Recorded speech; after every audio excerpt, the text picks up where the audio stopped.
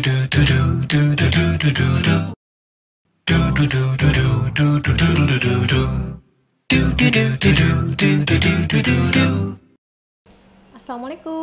halo Mulwarman Muda, bertemu lagi bersama saya Endah dalam acara Ngopi, Ngobrol Pintar bareng Akademisi. Episode Ngopi hari ini kita akan kedatangan seorang tamu. Beliau adalah profesor termuda wanita di Universitas Mulwarman. Saya yakin teman-teman Mulwarman Muda pasti sudah tahu siapakah gerangan.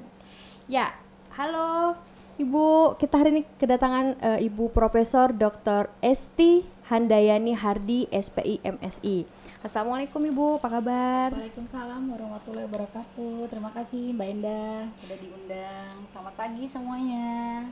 Ya, mungkin buat teman-teman yang belum tahu ya, Prof. Esti ini baru saja mendapatkan gelar guru besar di Universitas Mulwarman atas penemuan mutakhir berupa jamu ya. Jadi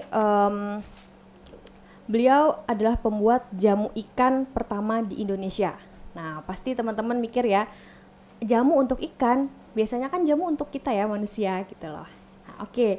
Mungkin Bu Esti bisa ceritain sedikit nih Bu, selama dalam usia terbilang muda, 39 tahun, Ibu sudah mendapatkan predikat sebagai guru besar. Gimana Bu, awal mula ceritanya? Untuk gelar profesor sendiri itu memang saya resmi mendapatkan SK dari Kementerian Ristek Dikti itu di usia 39 tahun. Jadi memang kalau menurut saya gelar itu reward dari kegiatan rutin yang memang saya lakukan gitu ya. Memang untuk dosen tuh harus penelitian, pengabdian gitu ya, dan juga pengajaran itu memang harus rutin dilakukan. Memang penilaian terbesar itu adalah di penelitian. Penelitian yang saya lakukan itu sejak tahun 2011-2012 setelah saya selesai meraih doktor dari Institut Pertanian Bogor, itu saya nggak pernah kemana-mana. Jadi memang dari awal saya screening bakteri apa sih, patogen apa yang memang dominan pada budidaya ikan, khususnya ikan air tawar. Kenapa ikan air tawar? Karena saya lihat potensinya di Kalimantan Timur itu sangat besar. Ya. Kemudian setelah ketahuan nih bakteri apa yang patogen, saya mikir gini, obat ikan saya jalan tuh ya dari Muara Kaman ke Muara Jawa, hampir keliling Kalimantan Timur, mereka tuh hampir nggak tahu yang namanya obat untuk ikan. Yang dipakai itu adalah obat untuk manusia. Oh gitu. Oh, ada tetrasiklin, ada ultrasilin yang dipakai gitu untuk ikan. Miris gitu kan saya lihat. Which is itu bahan kimianya mungkin lebih besar ya Prof ya? Betul. Karena peruntukannya untuk manusia bukan buat ikan. Saya cuma mikir gimana lingkungan saya, gimana manusia yang mengkonsumsi. Saya mikir begitu. Saya terus terang deh gitu ya. Terus saya mikir gini, saya tahu kenapa Kalimantan nggak tahu obat ikan, karena harganya pasti mahal dikirim sampai sini, dan mereka dari segi ekonomi pasti nggak akan masuk nih kalau dia harus pakai obat ikan yang benar-benar standar untuk ikan. Akhirnya saya dari situ saya sudah tekadkan bulat, memang dari awal saya penelitian itu saya harus bikin obat untuk ikan. Itu jadi yang saya baca gitu ya, saya lihat peraturan Kementerian Kelautan Perikanan apa sih namanya obat ikan, jujur gitu. Sebelum saya riset saya sudah baca itu. Menteri ini menerapkan apa sih obat ikan. Akhirnya penelitian kami desain ke arahnya situ. 2012, 13, 14 dan alhamdulillah setiap tahun selalu mendapatkan pendanaan dari Ristek BRIN, Ristek Dikti, kemudian dari LPDP, dari Balitbangda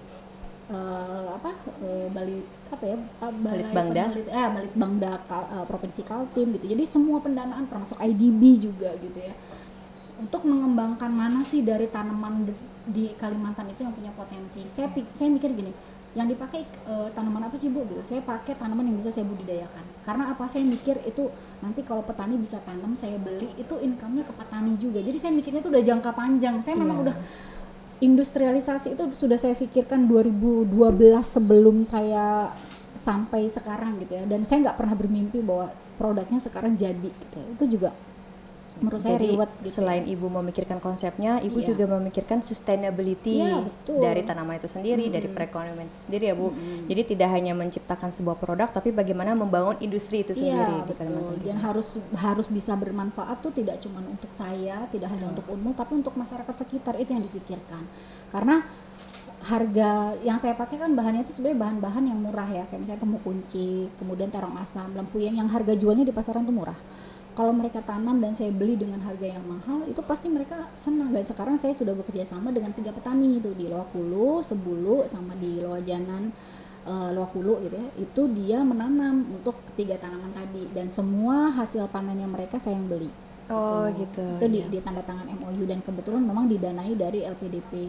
Jadi apa ya, tahapan kalau kita mau membuat suatu apa ya penyelesaian itu menurut saya harus tuntas.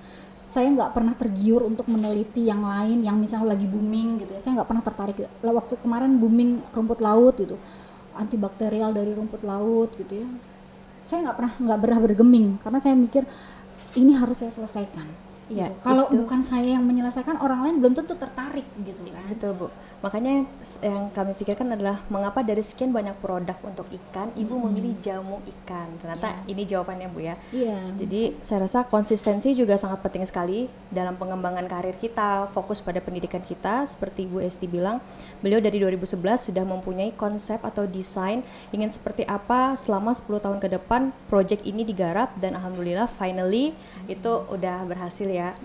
Oke, mungkin untuk buat teman-teman Mulwarman Muda, produk bioimun ada di sini ya teman-teman. Mungkin nanti kita akan kasih linknya. Kalau ingin tahu lebih banyak lagi tentang produk bioimun, akan ada video YouTube dari Bu Esti juga. Oke, sekarang Bu, dari latar belakang keluarga sendiri ada nggak sih Bu yang memang profesor gitu? Sebenarnya nggak ada. Nggak ada. Jadi saya 8 bersaudara gitu ya. Ibu bapak saya itu dulu ngajar gitu ya, lulus sampai GRI gitu ya. Tapi ibu bapak saya itu, saya dari kampung sebenarnya. Tapi ibu bapak saya tuh punya konsep anak-anaknya harus sekolah. Saya juga nggak tahu siapa yang ngajarin mereka tuh, saya nggak tahu gitu ya. Jadi anaknya 8 itu semuanya dikirim ke Jogja untuk menempuh pendidikan dari SMP, SMA sampai kuliah, termasuk saya sendiri. Saya sih SMA masih di Bandar Lampung, di SMA 3 Negeri Bandar Lampung, kemudian kuliah di Universitas Diponegoro. Jadi memang latar belakang memang orang tua saya itu anaknya harus sekolah semua gitu. Tapi alhamdulillah sih kuliah S1 selesai semua, S2, S3. Mungkin itu juga yang memotivasi Ibu sampai saat ini menyemangati juga bisa meraih gelar profesor ya Bu ya. Jadi memang menurut saya ini penilaian saya pribadi ya. Kadang-kadang anak-anak muda itu luar biasa ya, punya potensi yang luar biasa. Hanya kadang-kadang kurang sosok dan kurang motivasi. Karena yang saya lihat di mahasiswa di Universitas Mulwarman, terutama di Fakultas Perikanan, mereka itu tuh semangatnya banyak ya, programnya banyak gitu.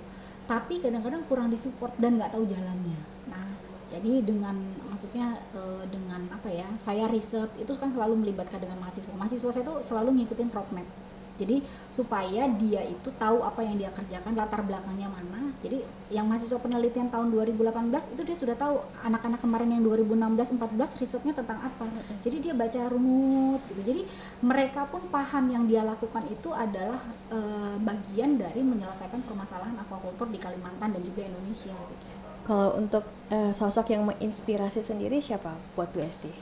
Saya sih jujur ya, karena saya orang Islam gitu ya, saya baca Siti Khadijah gitu ya, terus sahabat-sahabat itu saya selalu baca gitu, bahwa emansipasi itu dari dulu udah ada gitu ya. Betul. Ada yang sahabat Rasul dia tentara, tapi karena dia nggak boleh perempuan akhirnya dia nyamar gitu ya. Orang nggak tahu kalau dia perempuan, tapi ternyata dia yang paling berani gitu ya, dia yang menyelesaikan masalah, justru dia menyelamatkan sahabat-sahabat Rasul lain yang laki-laki. Jadi menurut saya perempuan itu bisa jadi apa saja yang dia mau selama tidak menyalahi kodratnya tadi gitu. Dan karena saya sudah berkeluarga, pasti saya ridho suami gitu ya, kemudian doanya suami. Saya bilang kalau suami saya bilang enggak, saya nggak akan jalan gitu. Jadi misalnya saya mau pergi, pokoknya sahabat-sahabat saya di UPTL itu sampai tahu deh gitu ya, kalau saya waktu itu ke Thailand gitu ya seminggu, terus suami saya bilang kayaknya kamu udah kelamaan deh, kamu harus pulang. Jadi saya pulang deh. Acara belum selesai saya pulang gitu. Terus mereka tuh paham kalau misalnya jam setelah maghrib itu waktunya saya ditelepon suami, itu saya nggak akan bisa diganggu. Kayak kalau sampai Bu Wiwi itu bilang, saya itu sekamar sama Bu Esi nggak pernah tuh ngobrol sama Bu Esi karena dia sibuk bertelepon sama suami. Tapi saya rasa justru itu yang namanya kita mencoba balancing antara work life balance antara pekerjaan dan keluarga, walaupun susah untuk seimbang, tapi bagaimana itu tetap bisa sama rata ya Bu porsinya. Dan ngomong-ngomong tentang gender equality, sebenarnya juga dari zaman Rasulullah itu sudah ada, di Quran pun sudah ada, cuman terkadang kita ingin lebih ya Bu, ingin lebih dan merasa lebih juga. Itulah yang bisa menjadi overlap antara pemimpin laki-laki dan pemimpin perempuan. Sebenarnya tinggal kita memposisikan diri kita aja sih. Betul. Ya pokoknya mengalir saja lah, karena kalau misalnya saya ditanya gimana sih Bu bagi waktunya gitu, Ibu riset gitu ya, terus Ibu nulis gitu. Saya waktu mau jadi guru besar itu mungkin ada sekitar 47 publikasi saya gitu ya. Hampir setiap tahun itu minimal itu 3 mungkin publikasi di jurnal internasional, kan menulisnya tidak mudah gitu ya. Risetnya juga tidak mudah. Ya itu yang menurut saya yang penting itu adalah networking dan membangun sistem. Karena gini, saya itu maju nggak mungkin saya sendiri. Saya itu juga harus mendidik mahasiswa saya. Jadi saya selalu mengajak teman-teman dan mahasiswa saya untuk terlibat dalam semua kegiatan saya. Jadi gitu. Jadi ada porsi bagi-bagilah. Saya ngerjakan ini, mereka ngerjakan ini, mereka ngerjakan ini. Kalau Jadi support dari suami dan anak-anak, dia pasti support lah gitu ya. Saya kalau misalnya dilihat jam kerja saya sebenarnya nggak banyak loh Mbak. Saya itu cuman start kerja dari jam 8 sampai jam 5. Ya, setelah jam 5 saya tuh sama sekali nggak bisa di depan laptop kecuali urgent. Ya. Makanya orang tuh kalau WA saya malam, jawabnya saya mungkin nanti jam 2 jam 3 waktu saya ngelilir. Beneran. Jadi saya kalau malam tuh udah porsinya, anak saya kan banyak dan kecil-kecil lagi gitu kan. Kalau malam udah nggak ada mbaknya, jadi bener-bener saya 100% saya yang pegang. Jadi memang kita bagaimana mengefektivitaskan waktu kita di kantor dan tetap ada quality time untuk keluarga ya Bu gitu. ya. Ya memang susah sih, cuman nggak ideal juga sih, cuman ya menurut saya ya kodratnya perempuan tuh tahu kok kapan waktunya dia. Oh anak-anak saya butuh touch lebih gitu ya, kapan suami saya itu butuh touch lebih itu tahu. Tapi kapan kadang-kadang suami saya bisa agak kendor gitu. Kalau dia udah mulai kendor saya mulai push sendiri gitu ya. Dan kadang-kadang kalau kita sudah jalan kita tuh nggak tahu kapan waktu berhenti.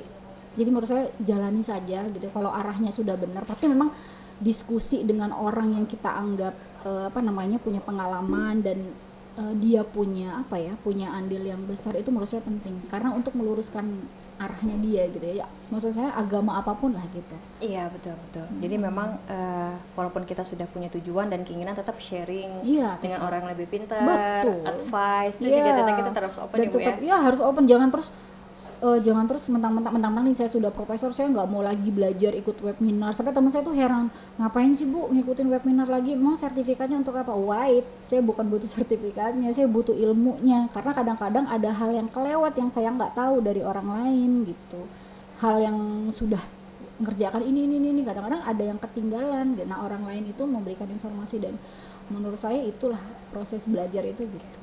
Selama Ibu menempuh pendidikan, ada nggak Bu pengalaman menarik yang nggak bisa Ibu lupakan sampai hari ini? Pengalaman yang menarik tuh dari S1, S2, S3 tuh menurut saya sih saya relatif lancar sih ya. S1 saya selesaikan 3,5 tahun gitu ya. S1, S2 saya tuh saya selesaikan justru cuma satu tahun ya, di 2 semester gitu, 3 semester saya sudah lulus. Terus S3 saya selesaikan 2,5 tahun, jadi saya meninggalkan banyak beasiswa gitu. Nah sebenarnya pengalamannya itu yang paling susah itu ya pas nggak punya dana mau riset gitu. Jadi kita udah mimpinya besar gitu, kita tahu jalannya mau ke sana, cuman nggak ada yang memberikan orang tuh nggak percaya gitu loh. Orang nggak percaya kalau yang saya lakukan itu tuh nanti manfaatnya besar, hasilnya tuh besar. Orang nggak percaya. Kadang-kadang kan itu ya suka dipandang sebelah mata, kamu ngerjain apa sih gitu, kamu tuh nganggep risetmu tuh di atas awan, padahal orang tuh mikir kamu cuma di situ-situ aja. Nah yang terberat tuh sebenarnya gitu, membangkitkan motivasi pada saat orang itu tidak percaya dengan apa yang kita kerjakan. Dan memang kadang orang-orang tuh nggak percaya kalau nggak lihat Bu. Iya benar. Itu dia. Benar. Dan sampai sekarang pun mungkin orang-orang terdekat saya gitu ya, ada yang menyepelekan, Allah obat itu kan obat ikan doang gitu misalnya kayak gitu kan. Underestimate gitu. Underestimate apa sih gitu. Orang-orang tuh biasa kok bikin air kunyit, air itu sendiri gitu loh. Nah, tapi setelah diuji coba terus menerus gitu ya, kendala tuh pasti ada. Jadi pada saat ada kendala gitu ya, temuilah orang yang dianggap lebih berpengalaman, memberikan motivasi. Dan menurut saya bertemu dengan orang-orang yang satu frekuensi yang sangat positif tinggi itu sangat penting. Memilih teman itu sangat penting. Dan mungkin inner circle kita juga semakin mengecil ya Bu, karena kita udah memilih orang-orang yang emang ya Ibu bilang tadi satu frekuensi dengan kita. Kadang-kadang saya tuh kemarin baru aja kejadian gitu, kok rasanya saya tuh seperti di apa ya, orang tuh memandang remeh gitu ya. Terus ada terus suami saya tuh ngomong kayak begini, Allah itu memilihkan sahabat untuk kamu, teman untuk kamu, itu yang terbaik buat kamu. Jadi kalau ada orang yang memang tidak suka dengan kamu, berarti dia memang bukan teman kamu. Jadi anggap saja biasa saja gitu. Jadi tidak usah terlalu berkecil hati. Jadi sebenarnya alam semesta itu tuh sudah disiapkan untuk yang terbaik untuk kita. Cuman kapan kita menyikapi dan menyadari bahwa itu adalah hal baik setelah itu terjadi. Karena pengalaman hidup saya sudah naik turun gini, masalah saya sudah naik turun lah gitu ya. Tapi saya justru mikir gini, masalah yang saya hadapi itu banyak, masalah keluarga, masalah ini itu udah banyak lah. Justru mempersiapkan diri saya dan mental saya untuk kesini. Jadi ternyata waktu saya riset, saya nggak gampang menyerah gitu ya kan. Gini loh Mbak, jamu itu orang itu biasa minum jamu loh, bikin jamu itu dia biasa loh gitu loh. Semua orang bisa lah, ini teknologi sederhana gitu loh. Tapi kalau orang tinggal make, nggak usah repot-repot, itu kan nggak ada. Orang berpikir nggak kayak gitu, nggak ada kan. Sekarang tinggal nyiapin bahan yang jadi, orang tinggal pakai, gampang. Kayak misalnya kunyit asam aja, kayak Kiranti, tahu nggak siapa penciptanya? Itu profesor dari Unpad. Satu botol dia dapat Rp25. Every month dia dapat berapa? 5 miliar dari royalti itu, dari kunyit asam yang everybody can make, ya kan? Iya betul. Bisa bikin sendiri kan, di rumah. bisa sendiri. Tapi kalau tinggal minum, ya kan? Iya. Nah, saya mimpinya tuh begitu. Jadi jamu ikan tuh biasa orang bikin, tapi bisa nggak bikin yang kualitas yang nggak berubah gitu ya. Iya. Kemudian punya standar yang sama, orang pakai di sini sama di sana hasilnya sama. Iya, jadi produk yang simple, easy to use ya Bu ya. Dan itu tentunya aman, ya, natural product. Oke Bu, terus kita ngobrolin tentang bioimun ya Bu sekarang. Terus untuk bioimun sendiri, sebenarnya manfaat terbesarnya apa sih Bu untuk ikan air tawar? Jadi gini,